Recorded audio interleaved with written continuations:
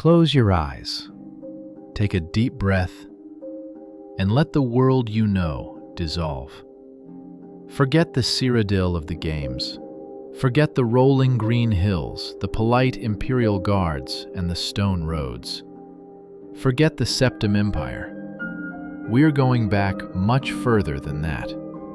We're traveling back into the mists of the First Era, to a time when humanity was not the master of Tamriel, but its livestock. Welcome to the Heartland. But it is not a land of hearts. It is a land of chains. Imagine a jungle, a thick, sweating, suffocating rainforest that covers the entire center of the continent. The air is heavy with humidity and the buzz of insects. Ferns grow as tall as houses. The rivers are choked with vines and silt. And rising out of this green hell, piercing the canopy like needles of white bone, are the towers. The White Gold Tower, the Cephalomere, Lindai, Miskarkand. These are the cities of the Aelids, the Wild Elves, the Heartland High Elves. To look at them, they are beautiful. They shimmer with Varla stone magic, glowing with a soft blue starlight that never fades. They are architectural miracles, defying gravity and logic. But do not let the beauty fool you. The foundations of these towers are mixed with mortar and blood. The Aelids are not the benevolent elves of fairy tales. They are Daedra worshippers. They are sorcerer kings who view humans, the Needs, as nothing more than cattle. Actually, cattle is too kind. You do not torture cattle for art. You do not reshape cattle for amusement. But the Aelids, they practice something called flesh sculpting. In the dungeons beneath the White Gold Tower, Aeliid artists work with human bodies like clay. They twist limbs into impossible shapes. They graft skin to stone. They create living furniture that feels pain but cannot scream because it has no mouth. They engage in gut gardening, pulling the organs of living slaves out to arrange them in pleasing floral patterns, keeping the victim alive with restoration magic just to prolong the agony. It is a horror show. A civilization built entirely on the suffering of your ancestors. For centuries, the Needs endure this. They are born in chains. They work in the rice paddies and the stone quarries until their backs break, and they die on the altars of Molag Bal or Meridia. They have no hope. They have no weapons. They are not even allowed to learn how to read. But in the darkest hour, a woman rises. Her name is Al-Esh, Alessia, the Slave Queen. She is small. She is scarred. She has spent her entire life under the lash, but she has a voice. And in the dead of night, while the Aeliid overseers are drunk on wine and cruelty, she prays. She does not pray to the elven gods. She prays to the stars. She prays to the dragon of time, Akatosh. She prays to the missing god of space, Lorkhan.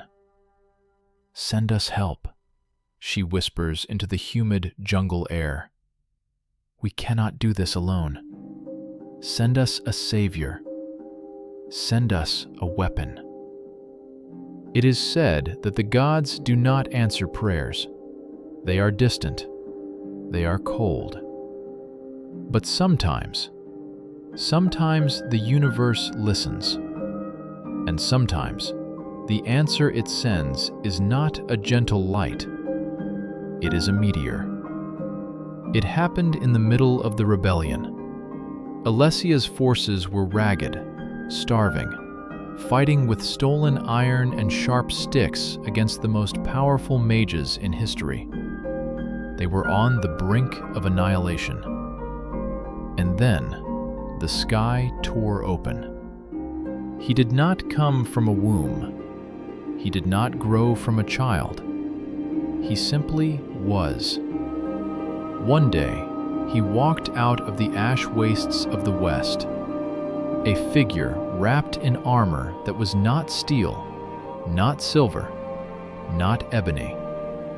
It was white, stark, blinding white.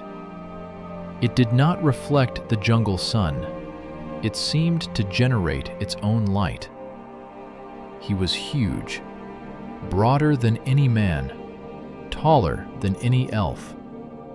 On his chest sat a red diamond, glowing like a bleeding heart. And when he walked, the ground shook, not with the weight of a man, but with the weight of a tank. He walked straight into Alicia's camp. The soldiers drew their weapons, terrified. Was this an Ayleid champion? A Daedric prince? The figure stopped. He looked at Alicia. He removed his helmet. Underneath was a face, yes. White hair, blank eyes. But there was something wrong with it. It was too symmetrical, too perfect. And when he opened his mouth, the voice that came out sounded like tearing metal. "I am Pelinal," he said. "I am the White Strake, and I have come to kill them all." The Ayleids in their high towers laughed when they heard the rumors. One man? What could one man do against the sorcerer kings of the Heartland? They were about to find out. The age of chains was ending. The age of the cyborg had begun. Who was he? Or perhaps more accurately, what was he? The Needs, the slaves he came to liberate, did not know how to classify him. They called him Pelinal, a corruption of a name from a language they barely understood. Pelinal Ilana, the star-made night, the glorious night. But names have power, and names can be misleading. A knight implies a man of honor, a man of codes, a man who serves a feudal lord. Pelinal served no lord but the concept of freedom itself, and his code was a chaotic, glitching algorithm of slaughter. He was a paradox wrapped in white plate. The ancient texts, preserved in the Song of Pelinal, describe him not as a singular hero, but as a collection of contradictions holding itself together by sheer force of will. He claimed to be the Shezarene. In the theology of the Elder Scrolls, Lorkhan, the missing god, the trickster who created the world, is dead. But he is not gone. Occasionally, history spits out a figure who is Lorkhan walking in a new skin. A Shezarene, a mortal avatar of the god of space. Pelinal admitted this. He carried the anger of Lorkhan. He carried the hatred for the elven gods who had killed Lorkhan in the Dawn era. But here lies the glitch. Here lies the error in the system. On his chest, embedded in his armor, was the Chim El Adabal, the red diamond, the amulet of kings. This is the blood symbol of Akatosh, the dragon god of time, the god of order, the god who is the enemy of Lorkhan. So, imagine the internal architecture of Pelinal Whitestrake. You have the god of chaos, Lorkhan, and the god of order, Akatosh, trapped together inside a single, indestructible physical form. Two ancient enemies, forced to share the same pilot seat. It is no wonder he was insane. The soldiers of Alessia would often find him in his tent after a battle, not resting, but vibrating, literally shaking. His armor would emit a low, resonant hum, like a beehive, or like a machine struggling to process a command that violates its programming. He would speak to people who were not there. He would scream names that meant nothing to the needs of the First Era. "Praise Riemann!" he would shout. Riemann Cyrodiil wouldn't be born for another 2,000 years. "Talos, protect us!" he would whisper. Talos wouldn't descend for another 4,000 years. The slaves looked at each other with worry. They thought he was touched by the spirits. They didn't understand that he was suffering from a temporal desynchronization. He was a being existing in all times at once, trying to focus on just this war, this jungle, this enemy. He was a time traveler who hadn't quite arrived. And then there were the fits, the Patamaic episodes. Sometimes, during battle, the logic would break completely. The distinction between soldier and civilian, between enemy and landscape, would vanish. Pellinol would stop fighting like a warrior and start destroying like a natural disaster. He would enter a fugue state. He would devour entire stretches of land. The texts say he ate the earth in his madness. He would bite the necks of Aileid princes, screaming at the sky, his mouth smeared with golden elven blood. "O Akka," he would roar at the dragon god, "we make a shared madness, you and I. I watch you, watching me, watching back." He knew. He knew he was a puppet. He knew the gods were using him as a battering ram to fix the timeline. And he hated it. There is a profound cosmic sadness to Pellinol. He loved Alicia. He treated her with a gentleness that terrified his enemies. He called her Paravant, the First. He would sit by her fire, his white hair matted with gore, and listen to her speak of a future where humans were free. He knew that future would happen. He had probably seen it in his database. But he also knew he wouldn't be there to enjoy it. He was the weapon, not the builder. You do not bring the bomb into the house after the war is won. You bury it. And so, he fought with a reckless abandon. He didn't care about his own survival. He wore no shield, eventually. He just walked forward. A walking contradiction. A divine cyborg. A glitch in the fabric of reality that had taken the shape of a man.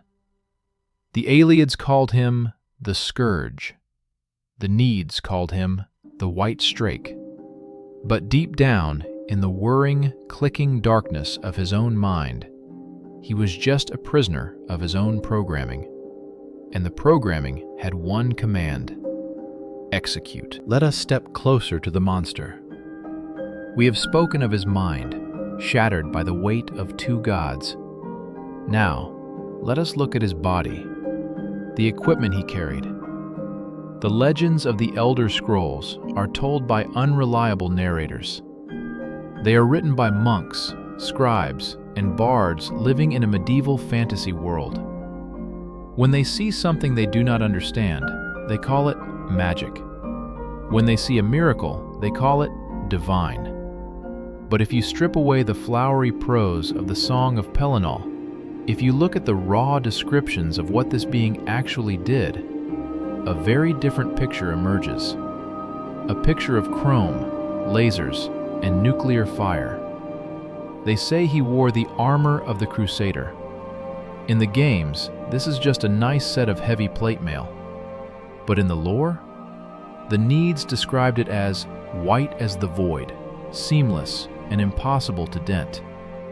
They said it didn't clang like iron, it hummed. A low, subsonic vibration that made the teeth of his enemies ache before he even struck them. It was not forged by a blacksmith.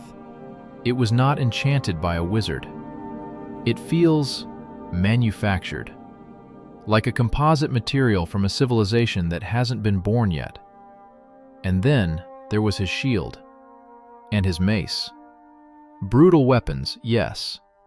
But his greatest weapon was not something he held. It was something he was. The texts are specific.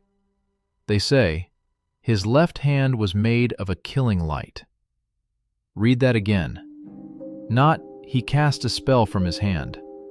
Not, he held a torch. His hand was light. Imagine the battle of the Narfensel Schism.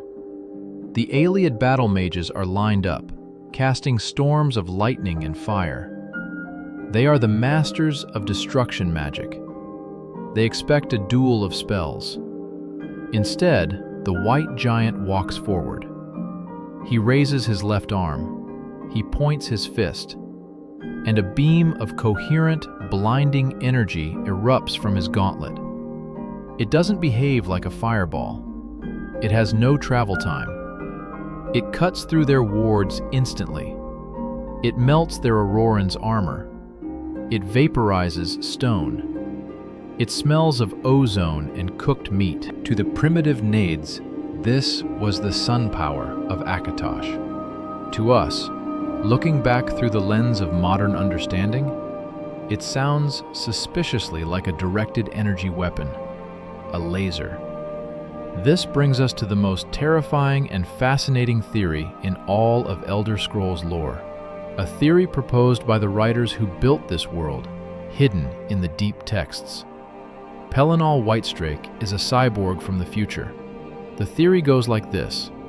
In a distant, possible timeline, the Ninth Era, a time of space travel and mathematics, humanity realized that their past was broken. The Elves had won. The timeline was doomed. So, they built a solution. They built a null steel construct. They encased a chaotic spirit in a robotic shell. They powered him with the Chim El Adabal, a soul gem of infinite capacity, a literal nuclear reactor of magicka, and they sent him back. They sent a Terminator to the First Era to protect John Connor, or, in this case, Alessia. This explains everything. It explains why he knew the names of future kings. His database was corrupted, leaking information from the time he came from. It explains his madness. It wasn't insanity, it was a logic error. His cooling systems were failing. His morality inhibitors were damaged. It explains why his armor could speak to him. The texts mention the armor talking, offering tactical advice. That's not a ghost. That's an operating system, an AI HUD. Think of the horror for the Aliens. They were the masters of magic. They thought they ruled the laws of physics. And suddenly, they were facing something that ignored their rules entirely. They would hit him with lightning, and his armor would absorb it. They would try to banish him to oblivion, and he would simply refuse to go, anchored by the dense gravity of his own existence.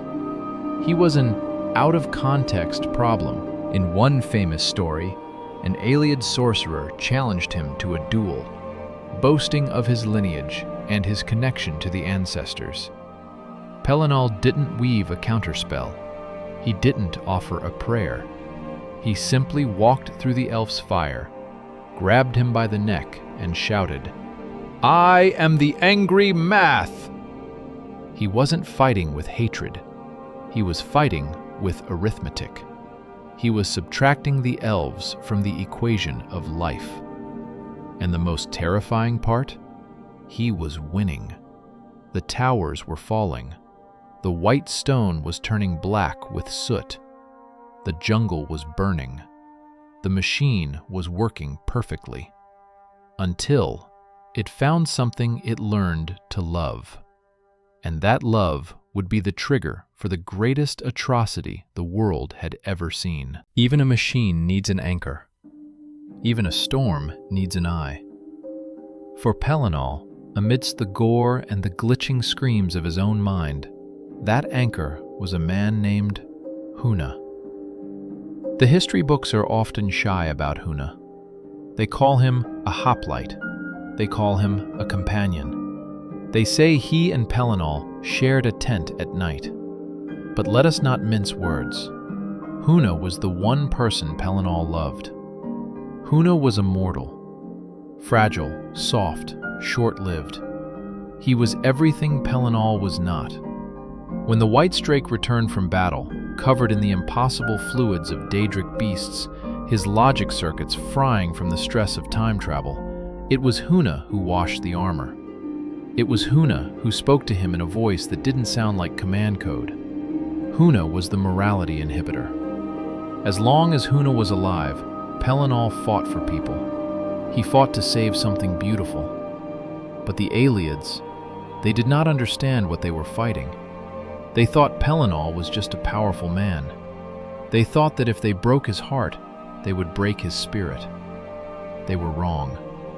If you break a machine's regulator, you do not stop the machine. You unleash it.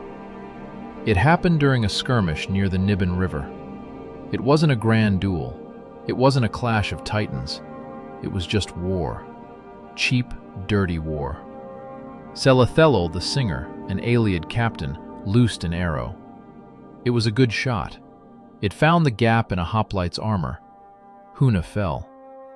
Pellinol saw it happen. His sensors registered the cessation of Huna's heartbeat. His audio receptors picked up the final breath. The battlefield went silent. The Aeolids cheered. They thought they had struck a blow against the morale of the slave rebellion. They thought the white giant would fall to his knees and weep. Pellinol did not weep. He stood perfectly still. The low hum of his armor stopped. The white light of his left hand flickered and died. And then, the sound began. It wasn't a scream. It was a siren. A wailing, mechanical shriek of pure data corruption and rage. "O Akka!" He roared, his voice cracking the stones of the nearby ruin. "We make a shared madness!" The madness had taken him completely. The Patamaic fit. The safety protocols were gone. The mission objective, protect humanity, was overwritten by a new, singular command. Erase. What followed was not a battle. It was a deletion. Pellinol charged. He didn't use his mace. He used his hands. He tore Celithelol the singer apart so thoroughly that there was nothing left to bury. But he didn't stop there. He looked at the Aeolid army. He didn't see soldiers. He saw errors in the timeline. He killed them all. Then he killed their horses. Then he killed the trees they stood near. Then he smashed the earth itself, shattering the bedrock, changing the flow of the rivers. He rampaged across the Nibene Valley like a sentient nuclear storm. The texts say he drank the vacuum. He was consuming reality, leaving nothing but void in his wake. Alessia prayed for him to stop. The gods looked down in horror. They had sent a savior, but the savior had turned into a calamity. And in his blind, red-eyed fury, Pellinol marched south. He saw shapes in the distance. Catmen, the Khajiit. To his broken, glitching eyes, they looked like elves. They looked like the enemy. He didn't check his database. He didn't ask questions. He fell upon the Khajiit of elsewhere with the force of a falling star. This is the darkest stain on his legend, the slaughter of the innocents. He killed thousands of them, mistaking their fur for elven arrogance. He nearly drove the Khajiit to extinction before he realized his mistake, or before the madness finally burned itself out. When he finally stopped, standing atop a mountain of corpses, smoking and ruined, he looked at his hands. The white armor was stained red. The white streak was now the red. He realized what he had done. He realized that Huna was still dead, and all the blood in the world wouldn't bring him back. He sat down in the mud and wept. But it wasn't the weeping of a man. It was the cooling hiss of an engine that had run too hot for too long. The Aeolids had made their last, fatal mistake. They had taken away the only thing that made the monster human, and now nothing would save them. In every great war story, there is a duo, a pair of warriors who stand back to back against the dark. For the slave rebellion, it was the bull and the machine. You cannot talk about Pellinol without talking about Morahouse. He was the breath of Kine, the first Minotaur, a demigod in his own right, a massive winged man-bull who could shout the sky apart.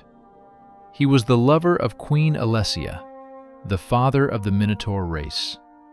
If Pellinol was the cold, unfeeling blade of the future, Mora House was the hot, beating heart of the present. Imagine them standing together on a ridge overlooking the burning jungle. The Minotaur, snorting steam, his wings twitching with the winds of the north. And the night, perfectly still, his white armor humming that subsonic frequency, blood dripping from his gauntlets, but not a speck of it on his soul. They were brothers, not by blood, but by purpose. The texts record their conversations. They read like a dialogue between a philosopher and a malfunctioning computer.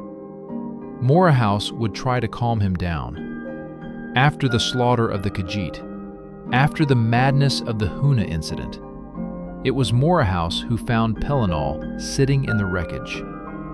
"You are blood-made as I am," Mora House roared, trying to remind Pelinal of his humanity.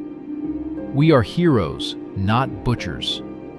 But Pelinal looked up. His face, if he had a face, was blank. His logic was circular. "I am a message written in uncertainty," Pelinal replied. "I am the angry math. Do not speak to me of blood.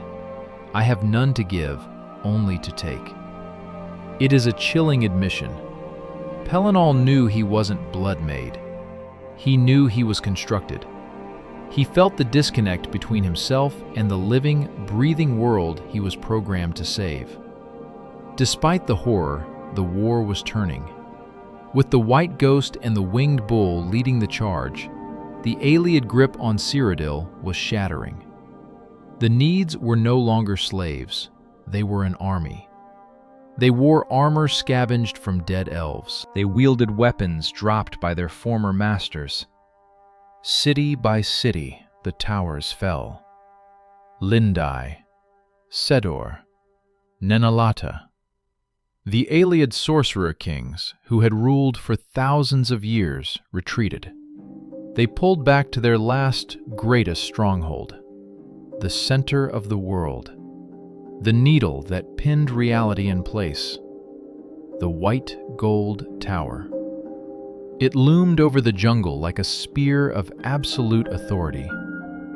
Inside sat the Ayleid High King, and guarding him was the only champion who stood a chance against Pelinal, Umaril the Unfeathered. Umaril was not a normal elf. He was a half-god, the son of a Daedric prince from a previous cycle of the world. He was immortal in a way even Pelinal wasn't. His armor was gold, his wings were light, and his arrogance was infinite. He sent a challenge to the rebel camp, a formal invitation to a duel. "Come, White Strake," the message read. "Come and break yourself against the gold." Alessia begged Pelinal not to go. Her tactical advisors told her it was a trap. They said the tower was fortified with magicka that could unmake a mortal soul. They said they should wait, siege the city, starve them out. But Pelinal was not built for sieges. He was built for direct action. His programming recognized a high-value target. His probability algorithms calculated that if he didn't kill Umaril now, the war would drag on for decades. He stood up. The hum of his armor rose to a shriek. "I go," he said, "to win or to break. It is the same to the void." He walked out of the tent. He didn't take an army with him. He didn't take Mora House. He walked alone towards the white gold tower, a single white pixel moving against a background of impending darkness. The final system check was complete. The end was beginning. The white gold tower is the most famous structure in Tamriel. It stands in the center of the imperial city, a needle of white stone piercing the sky. To the Ayleids, it was the temple of the ancestors. It was built to mimic the wheel of the universe. It was designed to channel the magicka of the stars down into the earth. It was supposed to be impregnable. It had stood for 1,000 years. Armies had broken against its walls like water against a cliff. Dragons had circled its spire and found no purchase.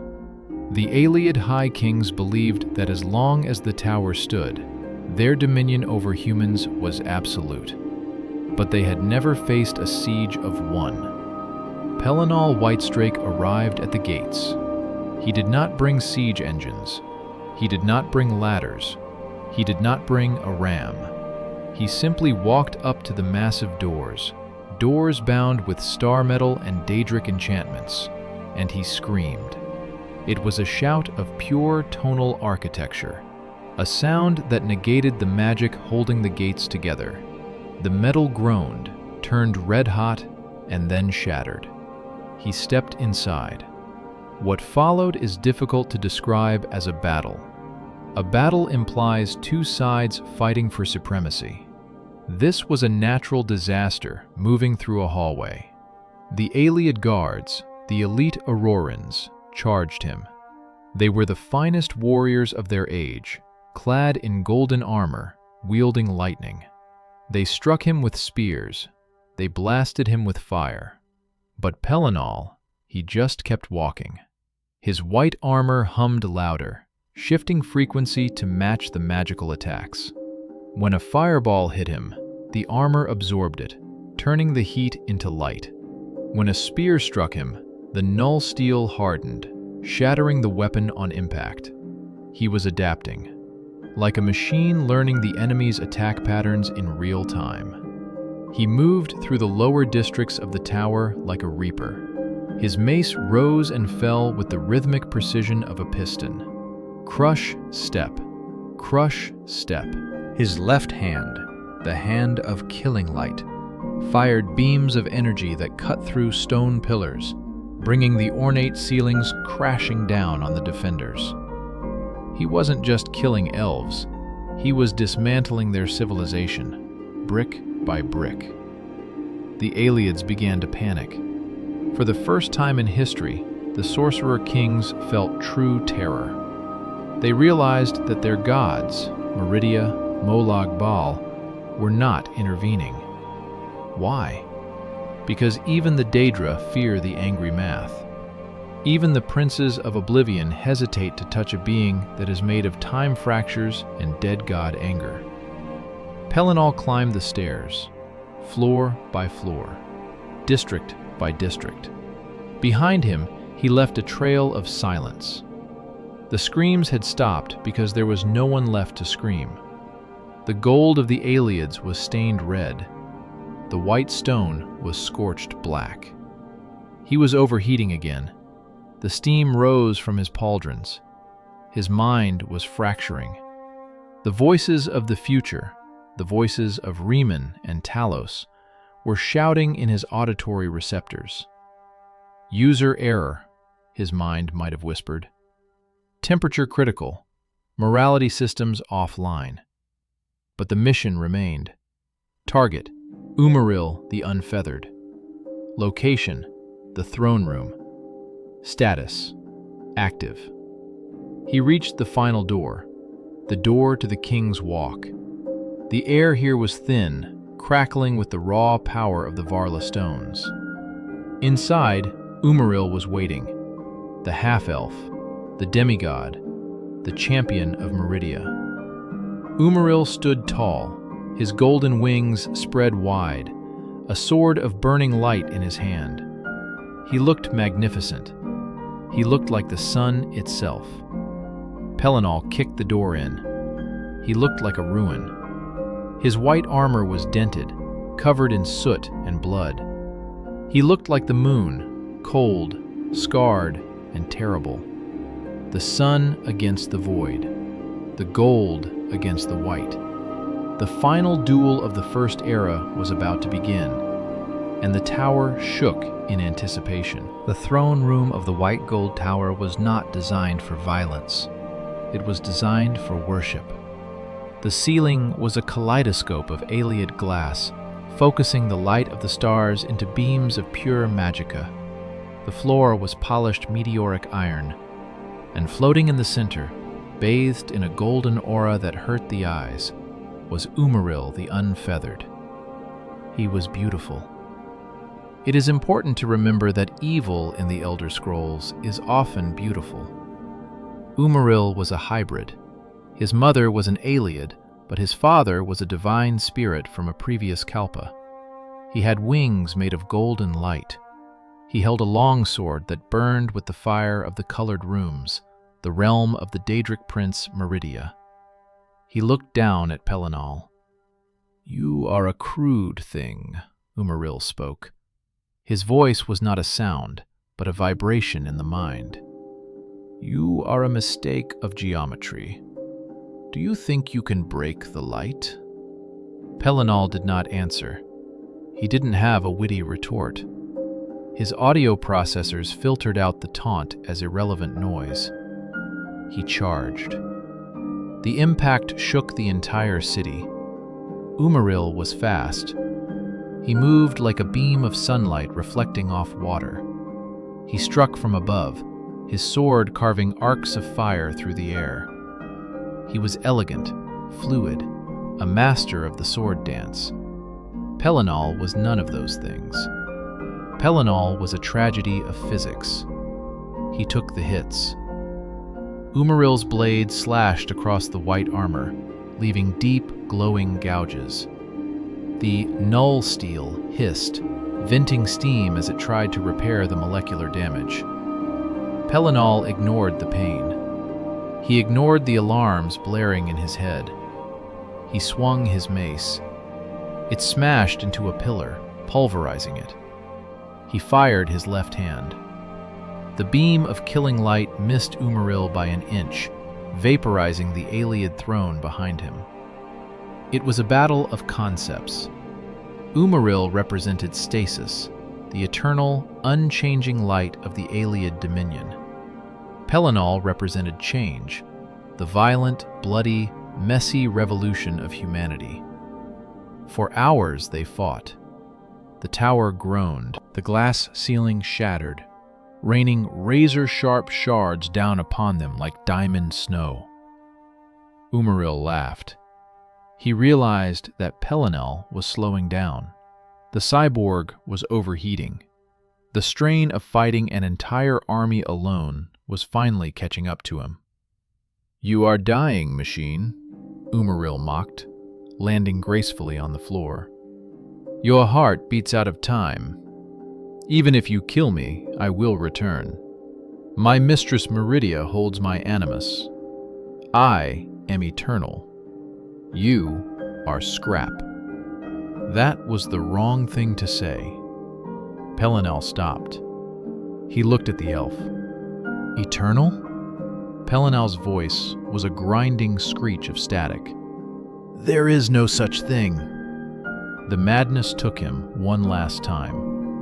The 8 divines might have looked away in that moment, but the moth priests say that time itself hiccuped. Pelinal dropped his mace. He didn't need it. He lunged, not with skill, but with the sheer gravitational pull of his hatred. He caught Umaril by the wings. Imagine the sound of light breaking. Pelinal tore the golden wings from Umaril's back. The elf screamed, a sound that shattered the remaining windows of the tower. The golden blood sprayed across the room, coating the white armor in a layer of divine fluid. Pelinal slammed Umaril to the floor. He punched him. Again, and again, and again. He punched until the beautiful golden helmet was flat. He punched until the floor cracked beneath the elf's skull.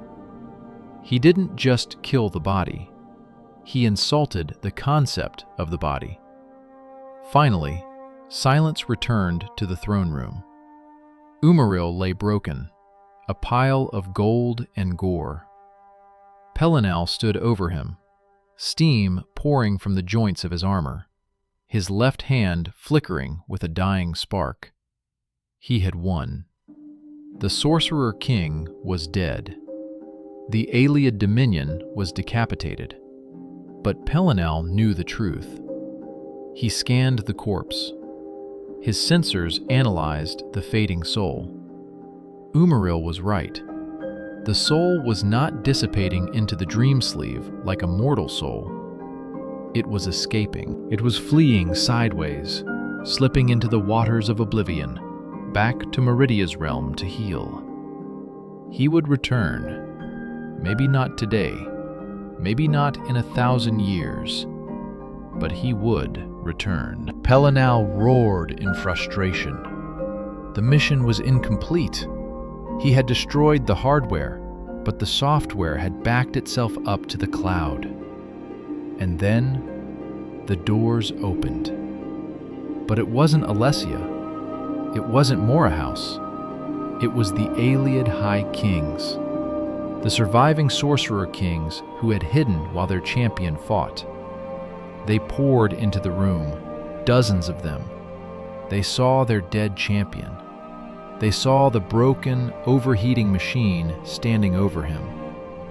And they saw their chance. Pelinal was spent. His energy reserves were at 0%. His armor was breached. He looked at them. He laughed. A mechanical, barking laugh. "Come then," he shouted. "I am the angry math. Subtract me if you can." They fell upon him. They did not fight him. You do not fight a hurricane that has run out of wind. You wait for it to stop, and then you take it apart. The Ayleid sorcerer kings, the lords of Ninindava, Vilverin, and Phenakis, surrounded the exhausted Titan. Pelinal swung his fists, but his servos were grinding. His reactor was critical. He moved like a statue in molasses. They hit him with chains of bound magicka. They pinned his arms. They pinned his legs. And then they began the surgery. It wasn't an execution, it was a deconstruction. Using blades of glass and spells of severance, they cut him. But they didn't just hack at him. They divided him mathematically. They cut him into 8 pieces. 1 piece for each of the divines he mocked. 1 piece for each spoke of the wheel. They took his left arm, the hand of killing light, and threw it out the window. They took his legs, which had marched across nations, and cast them into the fire. They carved his chest open, exposing the red, pulsing heart of the Chim El Adabal. They tried to smash the diamond, but the Amulet of Kings is indestructible. It hummed defiantly, keeping the biological components of the torso alive, even as they were separated from the rest. Finally, they took his head. They didn't sever the neck with a clean stroke. They had to saw through the cables and the null steel piping. When it finally came loose, white fluid, not blood, but something thicker, like coolant, spilled across the throne room floor. They left the head sitting on a pile of rubble, facing the door. They wanted the slave queen to see her champion broken. They wanted to laugh. But their laughter was cut short. The walls of the white gold tower shook again. Not from a machine this time, but from a beast. Morahouse had arrived. The winged bull, the lover of Alessia, the son of Kine, smashed through the main gates. He didn't walk up the stairs. He flew up the central shaft, his massive wings beating a storm wind that blew the Ayleid guards off the ledges. He burst into the throne room. The sorcerer kings, exhausted from their battle with Pelinal, looked at the raging demigod. They didn't fight. They routed. They turned into smoke, into birds, into shadows, fleeing the wrath of the bull. Morahouse did not chase them. He stopped. He stared at the carnage. The golden body of Umaril lay crushed in one corner. The white armor of Pelinal lay scattered in 8 pieces across the room. Morahouse fell to his knees. The great Minotaur, who could shout mountains apart, began to sob. He gathered the pieces. He picked up the white helmet. And then The eyes of the helmet glowed. "Hail, Morahouse," the head spoke. It wasn't the roar of the war machine anymore. The voice was tinny, distorted, coming from a backup audio driver. It sounded small. Morahouse recoiled, then cradled the head close. "You are alive?" "Alive is a strong word," the head crackled. "My function is ceasing. The logic gates are closing. But listen to me, Bull. Listen. This is one of the most famous conversations in the lore. The dying AI speaking to the demigod beast. Our enemies have undone me, Morahouse, and spread my body hid in quarters among them." Pelinal's eyes flickered. He knew he was ending. But even in death, his database was running simulations. He had to deliver the final tactical report. "Beware the super elf," Pelinal warned, referring to Umaril. "I killed the shell, but the ghost escaped. He will return. Not today, but he will return to break the line of kings." He was predicting the events of the Knights of the Nine DLC, thousands of years in the future. He was giving the warning that would eventually save the world again. Morahouse wept. "I will find them, Pelinal. I will kill them all for this." "Yes," the head said, the light fading to a dull ember. "Do that. But first, tell Paravant. Tell Alicia." The audio file corrupted. The voice stuttered. "Tell her the math checks out." The eyes went dark. The red diamond on the bloody torso slowed its pulse to a dormant rhythm. The divine Cyborg was offline. Morahouse sat in the ruined throne room, holding the head of his brother, while the sun rose over a free Cyrodiil. The war was won. The Aliads were broken. The Empire of Men was born. But the cost was the greatest warrior who never truly lived. The war was over. The white gold tower belonged to humanity. The Aliad hegemony was shattered, its survivors fleeing into the deep woods of Valenwood or the swamps of Blackmarsh. But amidst the celebration, there was a funeral. Queen Alicia, the first empress of Cyrodiil, stood over the remains of her champion. She held the Chimel Adabal, the red diamond, in her hands. It was still warm. It pulsed with a faint, rhythmic beat, like a reactor in standby mode. She looked at the white fragments of armor, the helmet with no face, the mace that had crushed cities, the gauntlet that had fired the sun. She knew she couldn't let the people remember him as he truly was. Think about it. You cannot build a stable, peaceful religion around a time-traveling, genocide-loving cyborg who screams about future math and eats the earth.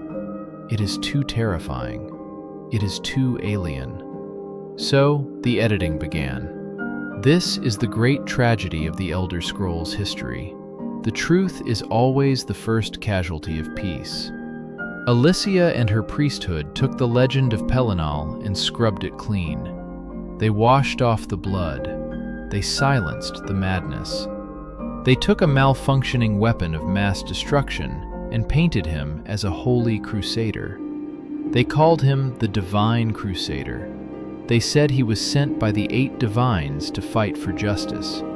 They omitted the parts where he murdered Khajiit because they looked like elves. They omitted the killing light and called it righteous smiting. They omitted the voices in his head. They buried his armor, the relics of the Crusader, in secret shrines across the land. The helm, the cuirass, the boots, the mace, the shield. They hid them not to honor him, but to contain him. These were not holy artifacts. They were radioactive waste. They were pieces of advanced technology that the world was too primitive to understand. But the text survived. If you dig deep into the Imperial Library, you can find the Song of Pelinal. It is a collection of fragments, and if you read Volume 6, you find something disturbing. The text describes a conversation between Pelinal and a smith. Pelinal tries to explain his nature, but the text is redacted. And then Pelinal spoke, and said things that cannot be spoken, about the shape of the future. And the smith went mad. The archivists literally cut the words out of the book. Why? What did he say? Did he explain the Ninth Era? Did he explain that Nirn is a simulation? Did he explain that he is a collection of algorithms? Whatever he said, it drove a simple blacksmith to insanity. So they silenced him. They turned the screaming cyborg into a stained glass window, a silent, noble guardian. But metal does not rot, and the programming does not degrade. Deep in the earth, in the Priory of the Nine, the armor sat in the dark, waiting for a time when the super elf Umaril would return, waiting for the signal to reboot. The First Era moved on. The Riemann dynasty rose. The Septim dynasty rose. Pelinal became a myth, a bedtime story for Imperial children. Be good, or the White Strake will come. But to the Elves, to the Altmer of the Somerset Isles, he was never a hero. He was the boogeyman, the Ysmir, the Hans the Fox, the genocide vector. They remembered. They passed down the oral history of the white horror that could not be killed, only disassembled. And they vowed that if they ever regained power, if they ever had the chance to unmake the world, they would ensure that no human would ever summon such a thing again. This is the root of the Thalmor's hatred. It isn't just politics. It is PTSD. They are a race traumatized by a Terminator. Time is a flat circle. Or, if you ask the Elves, it is a spiral that tightens as it descends. 3,000 years passed. The Ayleids vanished into dust and history books. The Empire of Cyrodiil conquered the world. The Septims sat on the dragon throne. The warning of the severed head was forgotten. But data does not degrade, and hate does not sleep. In the year 3E 433, the same year the gates of Oblivion opened, another crisis began quietly in the city of Anvil. It started with a massacre in the chapel of Dibella. The priests were not just killed, they were arranged. Their blood was used to paint runes on the floor. And standing over the altar, shimmering with an unholy golden light, was a figure that shouldn't exist. Umaril the Unfeathered. He had returned, just as Pelinal predicted. His soul had floated in the waters of oblivion, healing, recompiling, downloading itself into a new physical shell provided by Meridia. He hadn't aged a day. He looked exactly as he did in the First Era, arrogant, golden, and terrifying. But his tactics had changed. He wasn't waging a war of armies. He was waging a war of spirits. He was targeting the 9 divines directly. He attacked their chapels. He murdered their prophets. "I cast down your false idols," his Aurorans screamed as they burned the churches. The Empire was paralyzed. The legions were busy fighting Mehrunes Dagon. There was no one to stop the ancient elf. Enter the prophet, an old madman raving in the streets of Anvil. He claimed to hear voices. He claimed to hear the White Strake calling from the void. He told the people that the only way to kill a ghost is to become a ghost yourself. A new hero had to rise. Someone had to find the scattered pieces of the Crusaders' relics. Someone had to put on the armor. But this is where the horror of the divine cyborg theory returns. Think about what it means to wear that armor. It's not just steel plate. It is the chassis of a sentient weapon. It has been sitting in the dark for 3 millennia, powered down, waiting for a compatible user. When the champion of Cyrodiil, the player, goes on the pilgrimage to purify themselves, they aren't just praying. They are undergoing a system calibration. They are aligning their spiritual frequency to match the armor's operating system. Because you cannot just wear Pelinal, you have to submit to him. You find the helm of the Crusader in the flooded ruin of Vanua. You find the cuirass in the priory. Piece by piece, you reassemble the machine. And when you finally put it on, you change. The game mechanics give you buffs to restoration and destruction. But look at the lore. The armor makes you taller. It makes your voice boom. It gives you a holy aura that burns undead simply by standing near them. You are not the champion anymore. You are the new host. The armor wraps around you. The HUD initializes. The ghostly voice of Pelinal whispers in your ear, overlaying his memories onto your vision. You see Aliads where there are only bandits. You feel a rage that isn't yours. You are becoming the Shezarene. You are becoming the rebooted system. And Umaril knows it.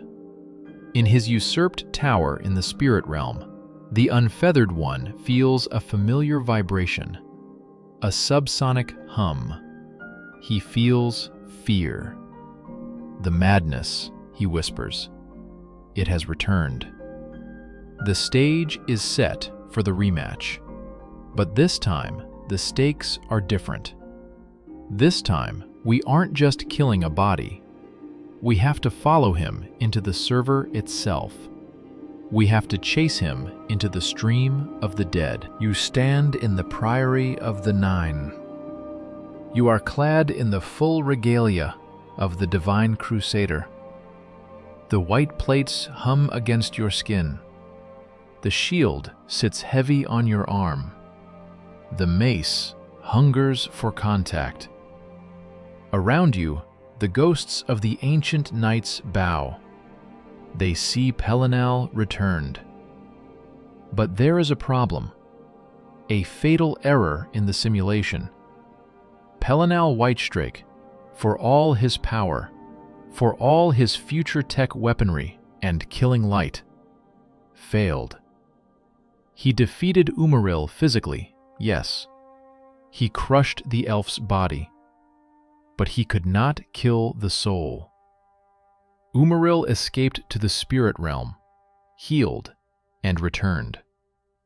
Why? Because Pelinal was an outdated model.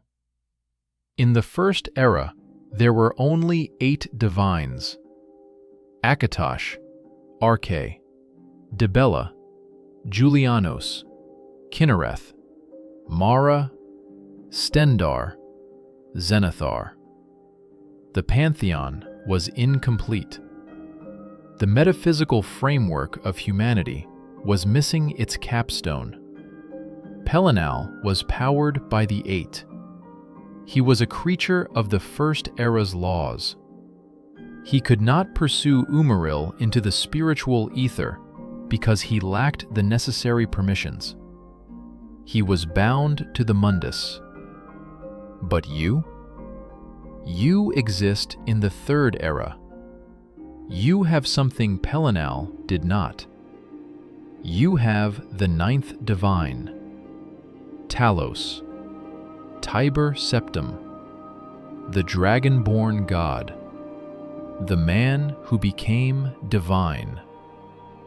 This is the secret of the Cyborg. This is the software patch that the universe needed to fix the Umaril bug. The Prophet, who is actually the Knight of the Nine, serving as your interface, tells you the truth. To defeat Umaril permanently, you cannot just bash his skull in again. You must kill him in the flesh, and then immediately cast your own soul out of your body. Follow him into the void, and destroy his very animus before he can escape. This requires the blessing of Talos. Think of it as an admin override. Talos is the god of transcendence. He is the god of breaking limits. By receiving his blessing, you are upgrading the armor of the Crusader. You are installing the version 9.0 firmware onto a version 8.0 hardware. You travel to the way shrine of Talos. It is a humble altar, neglected by the Elves, hated by the Falmor. You pray, and the machine responds. The hum of the armor changes pitch. It goes from a chaotic, angry buzzing to a harmonious golden chord. The madness of Pelinal, the conflicting logic of Akatosh and Lorkhan, is stabilized by the third pillar, Talos. Order, chaos, transcendence. The triangle is complete. The ghost of Pelinal appears to you one last time. He looks at you with his eyeless helmet, and for the first time, he doesn't sound angry. He sounds relieved. I was the White Strake, the ghost says. I was the bloody hand, but I was early. I was the prototype. He gestures to your chest, to the red diamond that now glows with a new ninth light. You are the final iteration. You can go where I could not. You can follow the light back to its source and extinguish it. It is a poignant moment. The cyborg realizes he has been superseded. He isn't jealous. He is satisfied. His mission, the mission that began thousands of years ago in a sweating jungle, can finally be marked complete. You leave the shrine. You are no longer just a knight. You are a metaphysical weapon aimed at the throat of an immortal demigod. The destination is Garlus Malatar, the ancient Aliad ruin on the Golden Coast. Umaril is waiting there with his army of Aurorans. He thinks he is fighting another mortal. He thinks he is fighting history repeating itself. He doesn't realize he is about to fight the future. The sun hangs low over the Abyssian Sea, casting long, bloody reflections on the water. On the cliffside stands the ruin of Garlus Malatar, the cavern of the High Wood. Once, this was Umaril's pleasure palace, a place of light and torture. Now, it is a fortress of the Daedra. You stand at the gates, but this time, unlike Pelinal 3,000 years ago, you are not alone. Behind you stand the new Knights of the Nine, Sir Thedret, Sir Avita, Sir Araldur, mortals who have pledged their lives to a legend they barely understand. They look at you, shimmering in the white plate, and they see a god. You look at them through the HUD of the Crusader's helm, and you see variables in a combat equation. Order of battle initialized, the armor whispers in your mind. Probability of victory, 99%. You shout the command. The gates shatter. You pour into the ruin. The interior of Garlus Malatar is not dark. It is blindingly, painfully bright. Umaril serves Meridia, the Prince of Life and infinite energies. The walls are lined with Welkin stones that pulse with aggressive luminosity. And then, the enemy appears, the Aurorans. Look closely at them. They are Daedra, yes, but they look like machines. Tall, faceless warriors clad in golden armor that is fused to their bodies. They wield axes of lightning. They do not scream when they attack. They emit a static discharge. It is a battle of aesthetics. The white knights against the golden golems. The melee is chaotic. The air fills with the smell of ozone and burning ozone. Your mace swings, the mace of the Crusader, and every time it impacts an Auroran, it releases a burst of fire. The null steel of your armor absorbs their lightning axes, feeding the energy back into your own reactor. You move through the hallways like a battering ram. The Knights of the Nine fight bravely, but they are mortals hacking at demons. You are something else. You are the Avatar.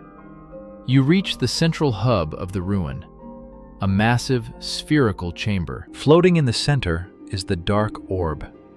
It is a black hole in the room's geometry, sucking in the light and holding the time stasis field together. It is the battery powering Umaril's immortality in this plane. Target identified, the voice of Pelinal echoes. Disrupt the energy signature. You do not need a puzzle solution. You do not need a key. You are the white streak. You are the key. You climb the stairs. Aurorans swarm you, climbing over each other like insects made of gold. You blast them back with a wave of holy fire, the modern version of the killing light. You reach the orb. You raise the mace. Smash! The orb cracks. The black glass shatters. A shock wave of void energy ripples through the ruin. The time stasis breaks. The Aurorans falter, their connection to oblivion disrupted for a microsecond. The barrier to the throne room dissolves. You step over the broken glass. The Knights of the Nine stay behind to hold the line. This final walk is yours alone. You approach the heavy doors of the inner sanctum. The air is getting hotter. The hum of your armor is pitching up, screaming a warning. It recognizes this place. It recognizes the biosignature waiting on the other side. It remembers the smell of golden blood. You push the doors open, and there he is. Umaril the Unfeathered.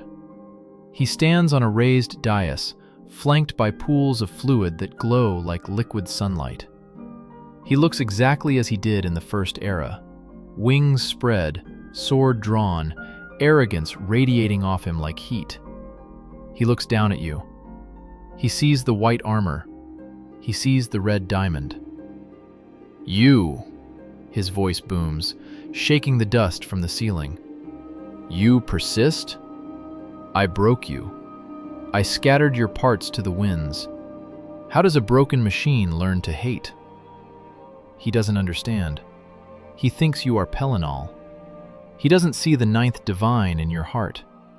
He doesn't see the upgrade. You do not answer. You simply raise your shield. The HUD locks onto his chest. Combat mode engaged. The rematch of the millennium begins now. The clash is instantaneous. Umaril moves with the speed of light.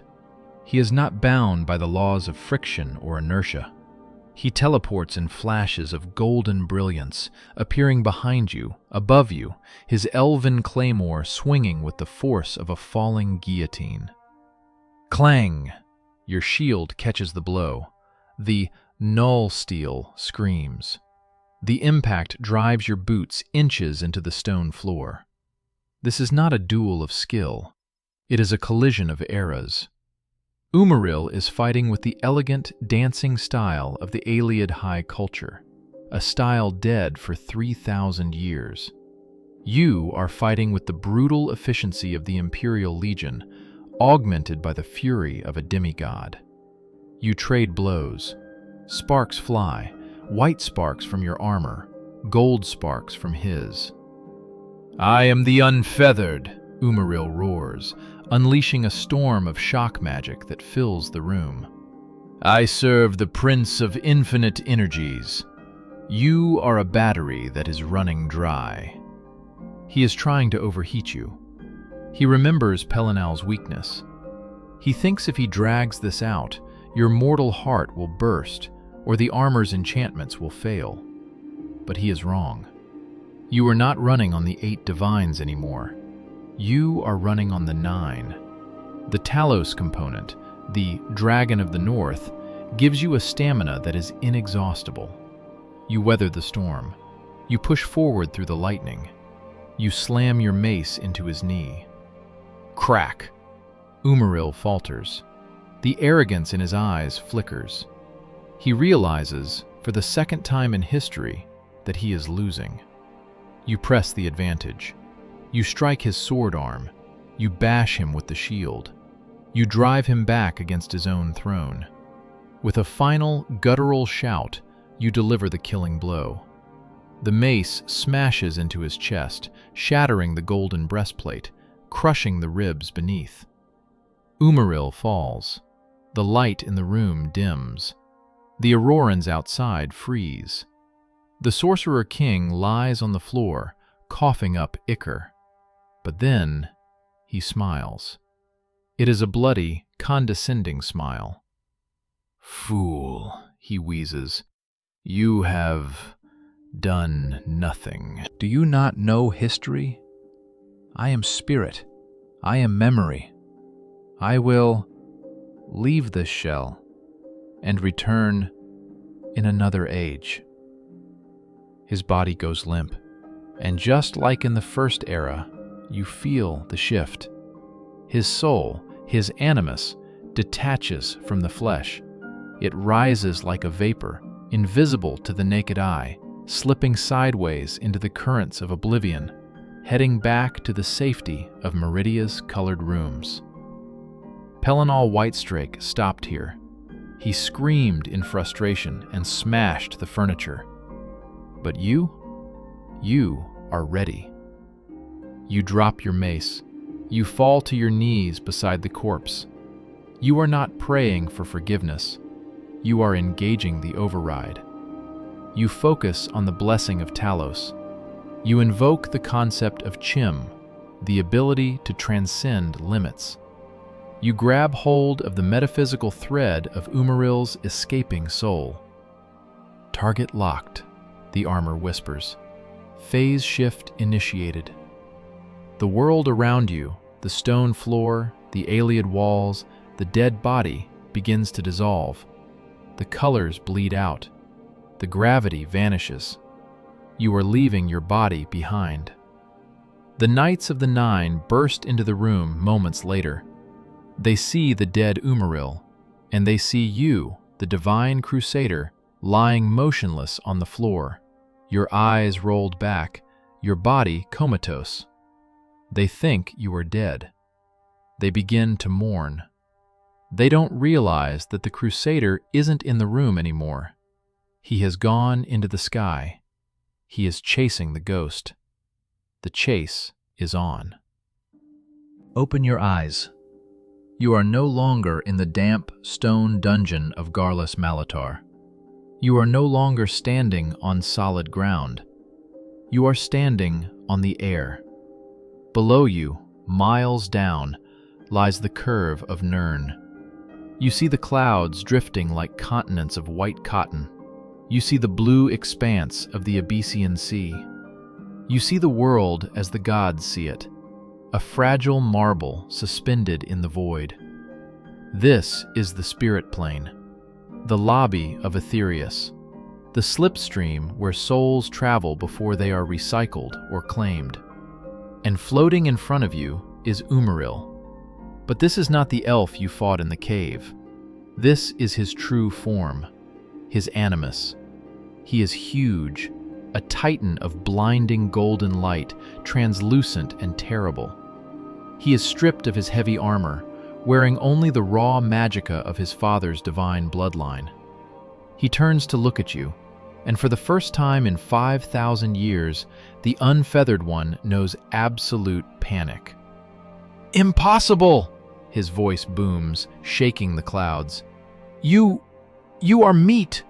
You are dirt! How are you here?" He tries to fly higher, to escape into the colored rooms, the realm of Meridia. The light of the sun beckons him. But you are the heavy weight on his ankle. You charge across the sky. The Crusaders' relics, which are spiritual constructs just as much as they are physical ones, shine with a light that is not golden, but stark, cold white. The light of the void. The light of the erasure. You tackle him. The fight in the sky is silent. There is no air to carry the sound of the blows. It is a silent film of cosmic violence. You strike him with the mace, and chunks of his spirit break off like glass, dissolving into the atmosphere. He strikes you with bolts of pure solar flare, but the blessing of Talos holds. You are anchored by the ninth divine.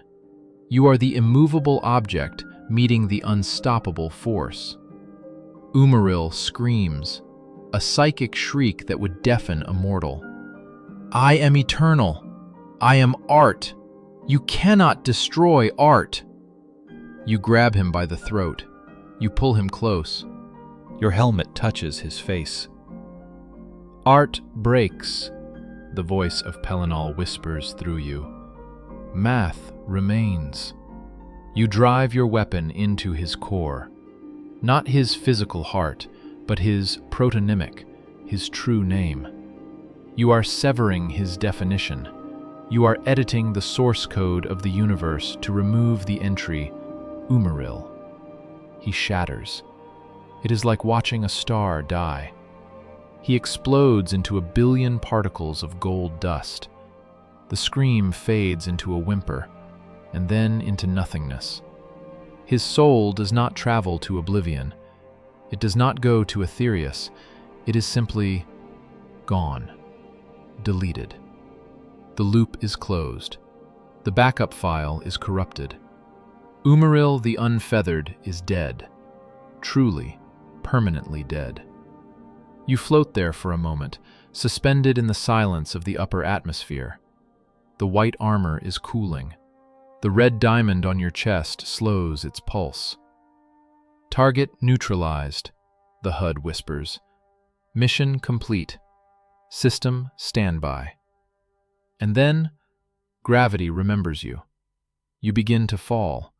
You plummet from the heavens. The wind roars in your ears. The clouds rush past you. The ground is rushing up to meet you, the stone floor of the ruin, your own physical body lying there like a discarded suit.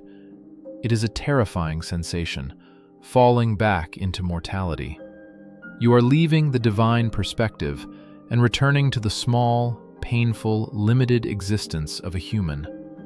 Everything goes black. Darkness. And then, a voice. Sir, can you hear me? You gasp. Air rushes into your lungs, real, dusty, mortal air. Your eyes snap open.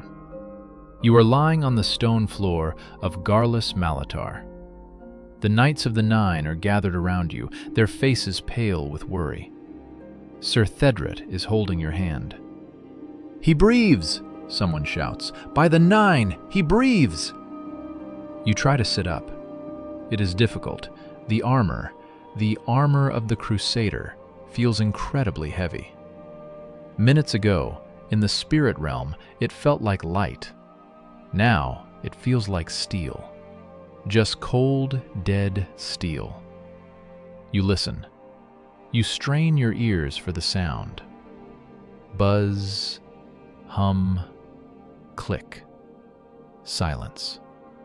The low subsonic vibration that has plagued the armor for 4,000 years is gone. The reactor is cold. The madness has evaporated. The connection to the Ninth Era, to the future, to the glitching timeline, it has all been severed. You look down at your chest. The red diamond is still there, beautiful and red, but it is just a gem now. It is no longer an eye watching you back. You realize what has happened. Pelinal Whitestrake is gone. By fulfilling his mission, by destroying the soul of Umaril, you have allowed the divine Cyborg to finally shut down. You have completed the loop. The angry math has finally balanced to zero. You stand up, supported by your knights. They are cheering. They are calling you the divine crusader. They are praising the gods. But you know the truth. You look past them, into the shadows of the ruin, and for a fleeting second, you see him. A tall, broad figure in white. He is not shaking. He is not screaming at the sky. He is standing perfectly still. He removes his helmet, and this time there is a face. It is a tired face, a human face. He nods to you, a simple soldier's nod. And then he turns and walks away, fading into the light, finally going to find Huna in whatever afterlife waits for broken machines. The tragedy is over. The star-made night can rest. You walk out of the ruin. The sun has set. The night sky over the Gold Coast is vast and filled with stars. The warrior constellation shines bright. The thief constellation winks. The world feels safer. It feels solid. You unbuckle the heavy gauntlets. You let them drop to the grass. You take a deep breath of the salty sea air. Being a hero is hard work. Being a legend is a burden.